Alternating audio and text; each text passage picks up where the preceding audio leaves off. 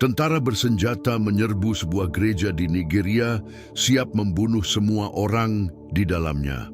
Namun sesuatu terjadi malam itu, sesuatu yang membuat mereka semua berlutut.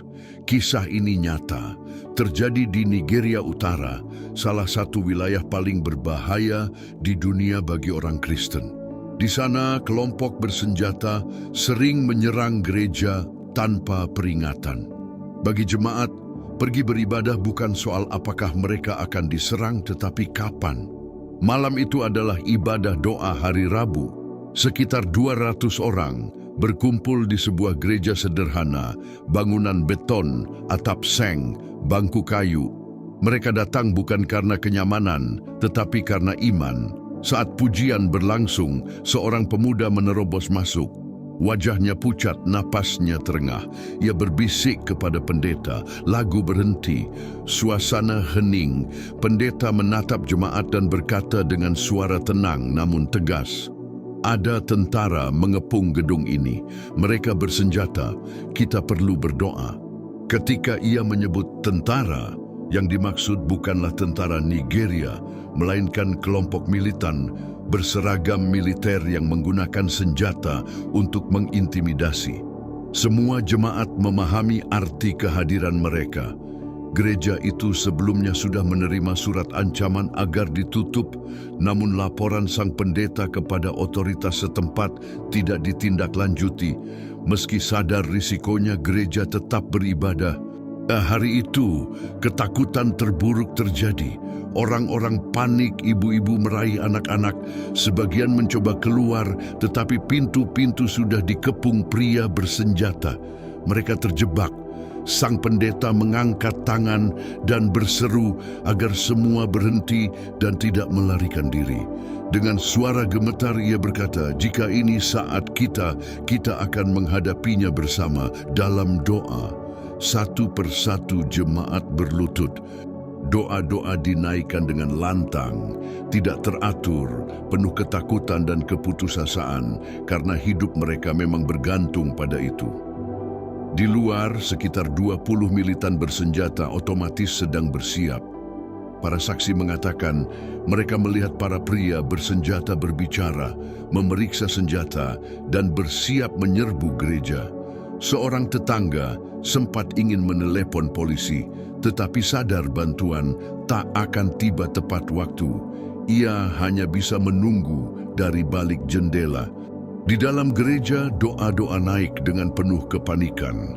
Orang-orang menangis, berteriak, berdoa dalam berbagai bahasa. Pendeta berdiri di depan dengan tangan terangkat, memohon perlindungan dan mukjizat dari Tuhan. Saat salah satu militan meraih kenop pintu, tiba-tiba teriakan terdengar dari luar. Mereka melihat cahaya, bukan senter atau lampu biasa, melainkan cahaya putih yang sangat terang, menembus dinding dan atap gereja. Terangnya menyilaukan hingga menyakitkan. Para militan mundur ketakutan, sebagian menutup mata, bahkan ada yang menjatuhkan senjata. Cahaya itu terus semakin kuat, berdenyut seolah hidup, hingga seluruh bangunan bersinar seperti matahari. Para militan kebingungan dan panik. Namun di dalam gereja, jemaat tidak melihat apapun yang aneh, ruangan tampak seperti biasa. Mereka terus berdoa dan menangis kepada Tuhan, tanpa menyadari bahwa di luar gereja sesuatu yang ganjil sedang terjadi. Para militan tiba-tiba panik. Ada yang mundur, ada yang jatuh menutupi wajahnya. Beberapa mengaku merasakan cahaya yang membakar mata dan tekanan berat di dada, seolah ada kekuatan tak terlihat menekan mereka. Lalu cahaya itu bergerak, bukan hanya dari dalam gedung, tetapi mengembang seperti gelombang. Saat mencapai para militan, 20 pria bersenjata itu jatuh bersamaan dan tak mampu bangkit. Mereka menjerit, menangis, dan merangkak tanpa daya, seakan ditahan oleh kekuatan yang tak terlihat. Tetangga yang menyaksikan melihat mereka seperti ditekan ke tanah. Beberapa menit kemudian, cahaya itu perlahan memudar hingga lenyap. Gereja kembali tampak biasa. Namun di luar, para militan bangkit tanpa mengambil senjata.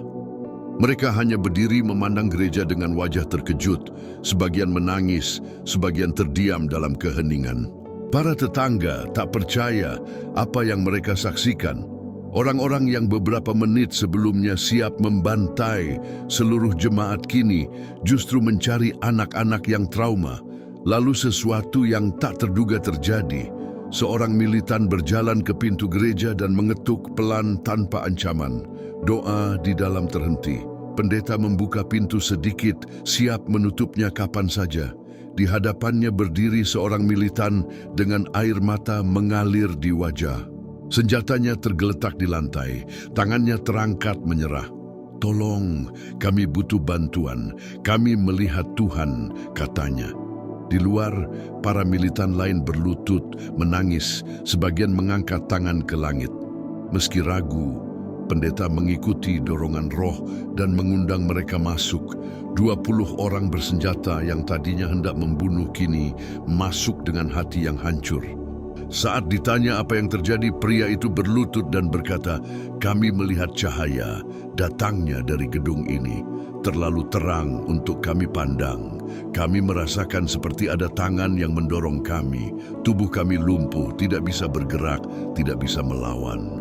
Salah satu dari mereka berkata dengan suara gemetar, "Aku merasa jiwaku ditelanjangi. Semua kejahatan yang pernah kulakukan, semua orang yang kusakiti, ditunjukkan kepadaku. Aku tidak bisa lari."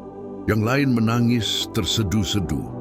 "Maaf, kami datang untuk membunuhmu dan menghancurkan tempat ini. Tapi Tuhan menghentikan kami. Dia menunjukkan siapa kami sebenarnya dan aku tidak mau hidup seperti ini lagi." Gereja terdiam. 20 militan yang datang untuk membunuh kini bertobat di depan mata jemaat. Pendeta melangkah maju, meletakkan tangan di bahu mereka dan berkata, "Tuhan tidak hanya menghentikanmu, Dia menyelamatkanmu." Ketika ditanya apakah mereka mau menerima Yesus Kristus sebagai juru selamat tanpa ragu, semuanya menjawab, "Iya." Malam itu, di gereja kecil itu, 20 orang yang datang membawa kematian pulang dengan hidup yang baru. Keesokan paginya, kabar itu menyebar cepat. Gereja yang seharusnya hancur ternyata masih berdiri. Lebih mengejutkan lagi, orang-orang yang dikirim untuk menyerangnya justru bertobat dan menjadi pengikut Kristus. Awalnya banyak yang tidak percaya, namun keraguan mulai runtuh ketika mantan gerilyawan terlihat di kota tanpa senjata, tanpa seragam militan. Mereka berbicara dengan orang-orang dan menceritakan hal yang sama. Mereka melihat cahaya supranatural, merasakan kehadiran Allah, dan hidup mereka berubah selamanya. Meski dicurigai sebagai jebakan, para pendeta memutuskan untuk mengambil risiko. Mereka menyambut para mantan gerilyawan, mengajar mereka iman, dan membimbing mereka mengikuti Yesus. Orang-orang ini haus akan kebenaran, hadir di setiap ibadah, pelajaran Alkitab, dan pertemuan doa. Seorang pria bernama Ibrahim berkata, untuk pertama kalinya ia merasakan damai. Mimpi buruk tentang orang-orang yang pernah ia bunuh berhenti sejak malam itu. Pria lain, Yusuf, mendatangi keluarga para korban, berlutut dan memohon pengampunan. Banyak yang menolaknya, bahkan mengancamnya, tetapi ia tetap bertahan. Perubahan mereka begitu nyata, sehingga akhirnya orang-orang percaya ini bukan sandiwara. Mereka benar-benar telah mengalami perjumpaan yang membalikkan hidup mereka sepenuhnya. Tidak semua orang menyambut perubahan itu dengan sukacita. Kelompok militan tempat para mantan gerilyawan berasal merasa marah dan menganggap pertobatan itu sebagai pengkhianatan.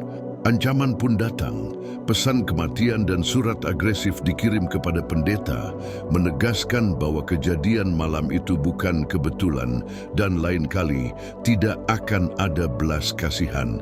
Alih-alih bersembunyi, gereja justru membuka ibadah di ruang terbuka dan mengundang seluruh komunitas. Dalam setiap ibadah, para mantan gerilyawan bersaksi tentang cahaya, kehadiran ilahi, dan perubahan hidup yang mereka alami. Banyak orang datang karena penasaran atau keputusasaan, namun pulang dengan keyakinan bahwa sesuatu yang nyata telah terjadi. Seorang wanita yang berniat mengakhiri hidupnya mendengar kesaksian tentang kesempatan kedua dari Tuhan. Hatinya tersentuh. Jika Tuhan bisa mengampuni, masih ada harapan baginya. Hari itu ia menyerahkan hidupnya kepada Kristus dan tetap menjadi bagian dari gereja hingga kini. Peristiwa serupa menyebar ke seluruh wilayah. Kekristenan tidak lagi dilihat sebagai lemah atau sekadar kata-kata indah, melainkan kuasa yang sungguh mengubah hidup. Itu adalah kuasa yang nyata. Tuhan benar-benar memanifestasikan dirinya dengan cara yang tak dapat dijelaskan. Gereja bertumbuh sangat cepat. Dalam 3 bulan, jumlah jemaat meningkat dari 200 menjadi lebih dari 500 orang, hingga mereka harus pindah ke gedung yang lebih besar.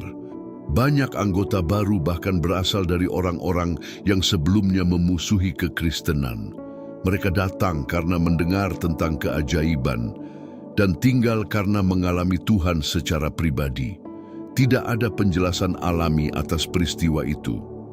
Ada yang menyebutnya sinar atau fenomena listrik, tetapi teori itu gagal menjelaskan mengapa hanya para militan yang terpengaruh, mengapa orang di dalam gereja tidak mengalami hal yang sama, dan mengapa pria-pria bersenjata bisa berlutut tak berdaya. Saat pendeta diwawancarai media dan ditanya apa arti cahaya itu, jawabannya selalu sama, kemuliaan Tuhan.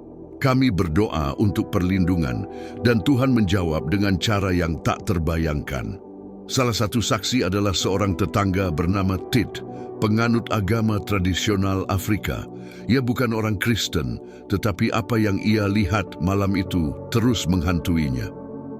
Beberapa minggu kemudian, ia datang ke gereja dan berkata, "Aku perlu mengenal Tuhanmu. Apa yang kulihat malam itu bukan hal biasa." Pendeta pun menjelaskan Injil kepadanya. Di akhir percakapan, Tit menyerahkan hidupnya kepada Kristus. Kini ia menjadi salah satu anggota gereja yang paling aktif dan rutin membagikan kesaksiannya. Para mantan gerilyawan lainnya juga tetap setia dalam iman meski harus menghadapi ancaman, penolakan keluarga, bahkan kehilangan rumah. Namun, tidak satu pun dari mereka kembali ke kehidupan lama. Ibrahim, yang dulu dihantui mimpi buruk, kini menjadi pendeta dan mendirikan pelayanan bagi orang-orang yang terjerat kekerasan dan kejahatan. Yusuf, yang pernah berkeliling meminta pengampunan, akhirnya menerimanya setelah 2 tahun menunggu, sebuah momen penuh air mata di gereja. Sekarang ia melayani dalam program rekonsiliasi bagi korban dan pelaku. Yang lain menjadi penginjil, pekerja sosial, bahkan pendiri sekolah bagi anak-anak korban kekerasan. Masing-masing menggunakan kesempatan kedua mereka untuk membawa dampak positif. Dan inilah yang paling mengesankan. Ini bukan sekadar perubahan hidup. Ini adalah karya Tuhan yang membuktikan bahwa tidak ada yang mustahil baginya. Yang membuat kesaksian ini begitu kuat adalah apa yang diungkapkannya tentang sifat Allah. Orang-orang ini bukanlah pribadi yang baik atau sekadar mengalami pengalaman rohani yang menyenangkan.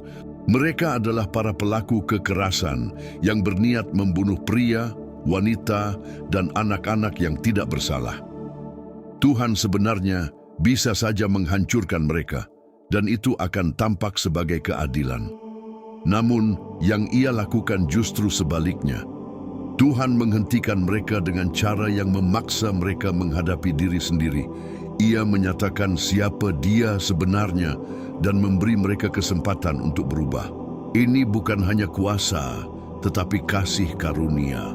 Allah yang lebih memilih mengubah pembunuh daripada membinasakannya. Kisah ini mengguncang banyak orang. Karena jika Tuhan bisa mengampuni dan mengubahkan orang yang berniat membunuh orang Kristen menjadi pengikut Kristus, maka tidak ada seorang pun yang berada di luar jangkauannya. Tidak ada dosa yang terlalu besar, tidak ada hidup yang terlalu hancur. Gereja di Nigeria yang mengalami peristiwa ini terus bertumbuh dan menanam gereja-gereja baru, bahkan dipimpin oleh mantan gerilyawan. Ancaman memang sempat berlanjut, tetapi akhirnya berhenti. Sejak malam itu, gereja dapat melayani dalam damai. Transformasi mustahil ini hanya bisa dikerjakan oleh Tuhan. Setiap kali ada ancaman, jemaat merespons dengan cara yang sama, berdoa. Mereka tahu dari pengalaman bahwa doa bukan pilihan terakhir, melainkan tindakan pertama ketika mereka tahu kepada siapa mereka berseru. Kesaksian ini menyebar hingga ke seluruh dunia. Banyak orang datang ke gereja itu, berharap menemukan sesuatu yang istimewa. Namun sang pendeta selalu menegaskan, bangunan ini tidak istimewa, kami pun tidak. Yang istimewa adalah Tuhan. Dia sanggup bertindak di mana saja, melalui siapa saja yang berseru kepadanya. Hal yang sering terlewatkan adalah iman jemaat. Di hadapan ancaman kematian, mereka tidak panik, tidak melawan, dan tidak lari. Mereka memilih untuk berdoa. Ini bukan respons manusiawi biasa, tetapi iman yang lahir dari ketergantungan penuh kepada Tuhan. Pendeta percaya Tuhan menantikan doa mereka, bukan karena dia membutuhkan izin, tetapi karena doa menunjukkan kesadaran bahwa manusia tidak mampu menyelamatkan dirinya sendiri. Di titik ketidakberdayaan total itulah kuasa Tuhan dinyatakan. Kesaksian ini juga menantang anggapan umum bahwa Allah hanya menolong orang pantas atau yang sangat rohani. Nyatanya, belas kasihan Tuhan melampaui semua batas manusia. Gereja ini hanyalah kumpulan orang percaya biasa yang setia berdoa. Banyak orang bertanya, jika Tuhan bisa mengintervensi, mengapa Ia tidak mencegah semua serangan terhadap gereja? Jujurnya, tidak ada jawaban yang sepenuhnya memuaskan. Tidak ada seorang pun yang memilikinya. Namun satu hal yang pasti, Tuhan bukanlah rumus dan doa bukan mesin otomatis. Ia berdaulat, bertindak menurut kehendak dan waktunya sendiri. Kadang ia campur tangan secara dramatis dan supranatural, seperti yang terjadi di Nigeria. Di waktu lain, ia bekerja melalui manusia, keadaan, atau mukjizat-mukjizat sunyi yang tak pernah menjadi berita. Bahkan, terkadang ia mengizinkan penderitaan dan kemartiran untuk tujuan yang belum kita pahami sepenuhnya. Kisah ini mengajarkan satu kebenaran penting. Tuhan selalu hadir dan selalu mendengarkan. Gereja di Nigeria tidak berdoa untuk tontonan mujizat. Mereka berdoa karena tidak punya pilihan lain. Dan justru di saat-saat seperti itulah kuasa Tuhan sering dinyatakan paling nyata. Bahkan para mantan gerilyawan mengakui bahwa malam itu mengubah pandangan hidup mereka. Mereka menyadari bahwa kekuatan sejati bukan berasal dari senjata atau kekerasan, melainkan dari Tuhan. Mereka mengira kontrol datang dari ketakutan dan intimidasi. Namun ketika mereka berhadapan dengan kuasa Allah yang sejati, mereka menyadari betapa kecil dan tidak berartinya senjata mereka, seperti membandingkan senter dengan sinar matahari. Peristiwa ini membuka realitas ranah spiritual yang sering tak kita sadari. Alkitab mengajarkan bahwa dunia fisik bukan satu-satunya kenyataan. Ada malaikat, kuasa kegelapan, dan peperangan rohani yang tak terlihat. Malam itu di Nigeria, tirai antara dunia fisik dan rohani seakan tersingkap.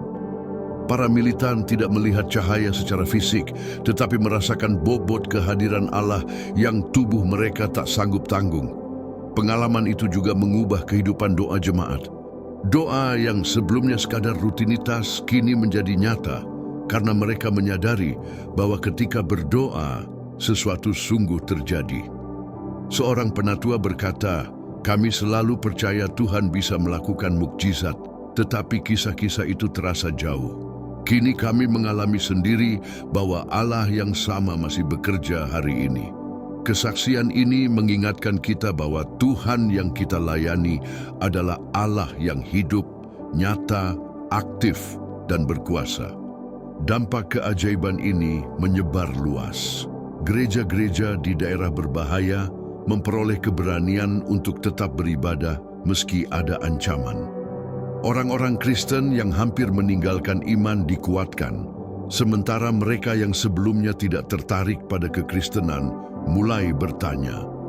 Seorang pendeta dari wilayah tetangga bersaksi bahwa setelah mendengar kisah ini, seluruh jemaatnya mulai berdoa dengan cara yang berbeda. Bukan lagi doa yang aman dan nyaman, tetapi doa yang meminta hal-hal yang mustahil.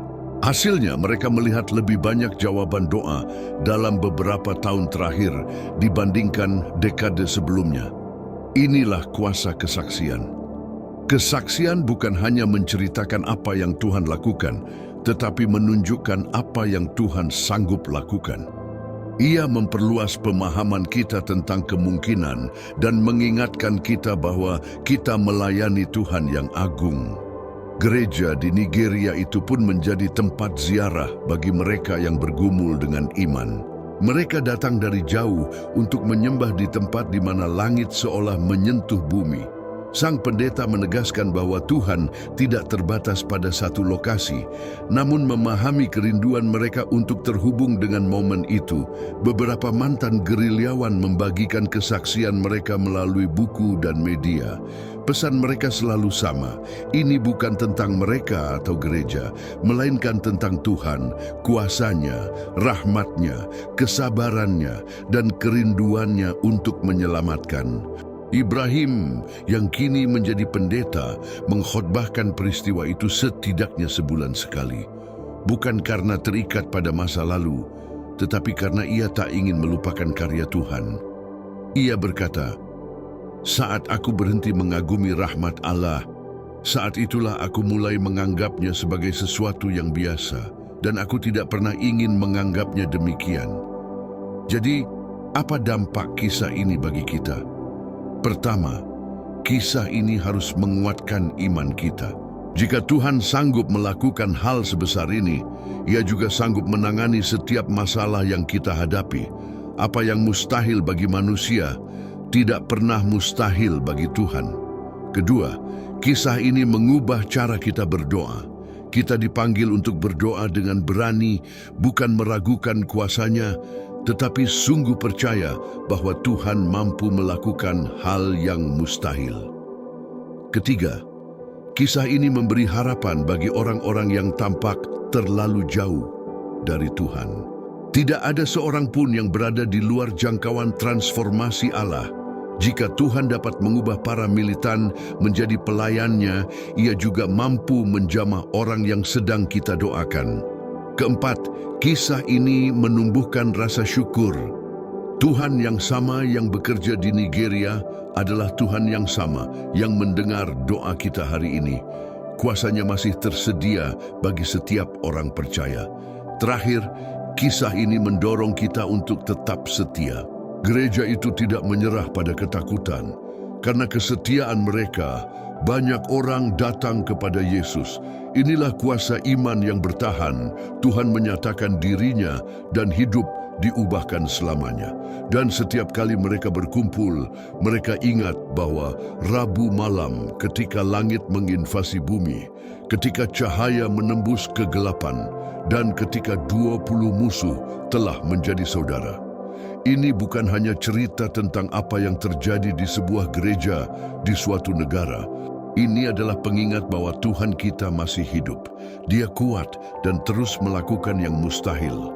Menjadi Anda menghadapi bahaya, berurusan dengan keraguan atau berdoa untuk seseorang yang tampaknya tidak terjangkau, ingat apa yang terjadi di Nigeria. Ingatlah bahwa Tuhan yang sama yang telah mengirim bawa cahaya yang mempesona adalah Tuhan yang doa Anda sekarang. Jika testimonial ini berdampak pada Anda, pastikan untuk mendaftar untuk tidak melewatkan yang berikutnya.